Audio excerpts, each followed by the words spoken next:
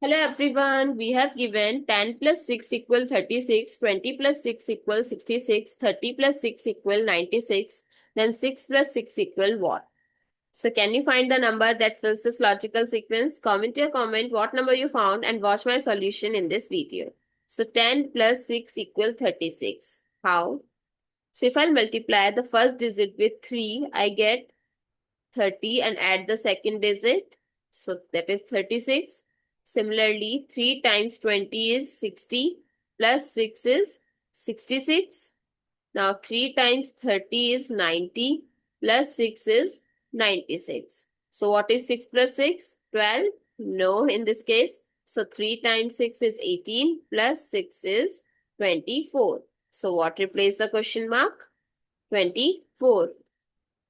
I hope it's clear and you find it useful. So don't forget to share your feedback through like, share, comment and subscribe to my channel. Thanks for watching. See you in the next video.